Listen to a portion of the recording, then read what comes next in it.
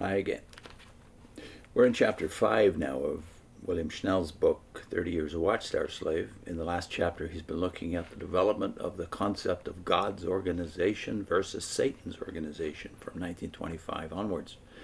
Now he's talking about the development of the JW class system, which is very much still in place 100 years later. Chapter 5, a look ahead. In order that you may understand what I will relate concerning my experiences in Germany and later in America, it will be necessary to look ahead. This will furnish valuable background without which much of what I have to say would be meaningless. The Watchtower Society was bent upon eliminating the last vestige of individual thought and action within her ranks, and forthwith proceeded to the next step in the process. This subhead, by the way, is class upon class. It timed this superbly. By 1927, they had put out millions of books. The result had been the growth and ripening of classes of new converts in the places of individuals as before. They were thus ready for the next step, that of promulgating and officially designating classes within the organization. First to be recognized was the Mordecai-Naomi class, followed from 1922 to 1929 by the Ruth-Esther class, and after 1931 by the unlimited Jonadabs class, or the people of goodwill. When the stage had been properly set, the society began to recreate itself into a superclass over and above these classes in the field. Thus they established themselves as the faithful and wise servant class, to whom all goods were given, in order to eradicate once and for all the old Bible student belief that Charles T. Russell had been that faithful and wise servant. This they had been able cleverly to accomplish by selling the new converts on the class idea themselves, and thus instituting a system of things which put themselves as a class into the sole position of giving the organization's instructions on how to worship, what to worship with, and what to believe. Obviously, they could not have arbitrarily become such a class without adequate preparation. The old Bible students, spirit-begotten and born-again individuals, true Christians, would never have stood for such subversion of thinking and practices. Being students of the Bible, they had been warned by what Paul had said in 2 Timothy 4:3. For the time will come when they will not endure sound doctrine, but after their own lusts they shall heap to themselves teachers having itching ears, and they shall turn away their ears from the truth, and shall be turned unto fables. It is interesting to consider in retrospect the procedure which the society leaders used to create the classes.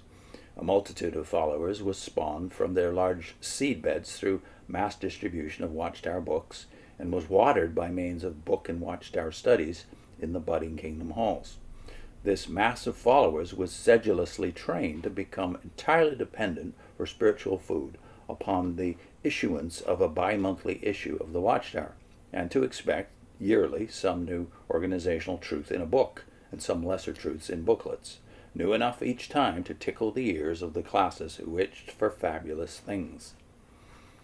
As this process gained momentum, there came doctrinally and actually into view, as a natural and almost necessary development, first the Mordecai-Naomi class, next the Ruth-Esther class, and finally the vast Jonadabs class. Note that each class emerged on a lower strata. That should be lower stratum, by the way, if you're doing correct Latin. And the lower the strata, the larger the numbers, denoting the weakening of quality of the new converts, reminiscent of the theocratic image structure of Daniel 2:31-34, with its head of gold, silver breasts, brass loins, feet of clay and iron. Those of the Mordecai-Naomi class had been told that they were the last members of the organized Christ on earth. The Watchtower doctrine held that this Christ consisted of himself and 144,000 members. That's the old doctrine that also included, by the way, all of these 144,000 being included in the ransom sacrifice, which we talked about before in our playlist, our Jehovah's Witnesses Ever God's Organization. When many of this first class became unfaithful in not catering to the Watchtower Society, They lost their places in the Watchtower organized Christ of 144,001. I think I will mark that one. Don't think we've used that one in the title before. 144,001 Christ. And 144,001 members of the ransom sacrifice. So the Mordecai-Naomi class was replaced by a younger class of recruits, the Ruth-Esther class. It was conveniently discovered that the door to the heavenly calling had not been entirely closed on the basis of, on the heels rather, of the Mordecai-Naomi class. There was just time for the Ruth-Esther class to come in. In fact, the door to the heavenly calling, according to Watchtower Light, was actually in the process of closing as they were entering. But with their entry, the door was closed, and Christ was complete.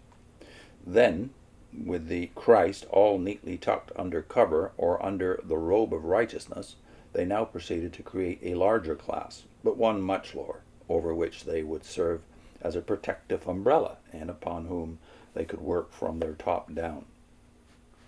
This new class, known as Jonadabs, was referred to as the hewers of wood and the carriers of water, using as a pattern the slave relationship of the Gibeonites to Joshua and the Israelites. That account is in Joshua 9 and 10, by the way.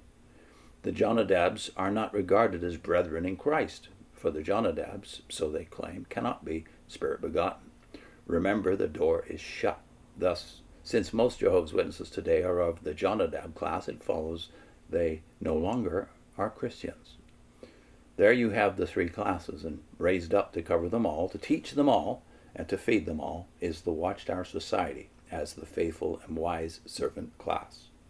From that fatal day on, members of these classes have believed every fable that the Watchtower editorial committee has invented and devised for their edification, even though this committee has time and again had to reverse itself. Some parables discussed in the columns of the Watchtower, usually interpreted to justify some organizational move in this way, have had to be reinterpreted some 3 or 4 times in the last 30 years. This, of course, written from the perspective of the mid-1950s. From all this, it is evident that these classes have blindly allowed to be raised over themselves this class of teachers, whose doctrines they follow solely because it tickles their ears, and whom they allow to entitle themselves the faithful and wise servant class, with headquarters at 124 Columbia Heights, Brooklyn, New York. Now we keep in mind this is all 70 years ago, and what's changed since? Again, their definition of the faithful and discreet slave, rather, as the slave class has just changed again in the last decade. I'll put in a link to the old view. Who was Charles Taze Russell, even insisted upon by Joseph Rutherford until about 1927. This date, by the way, where he starts his narrative here.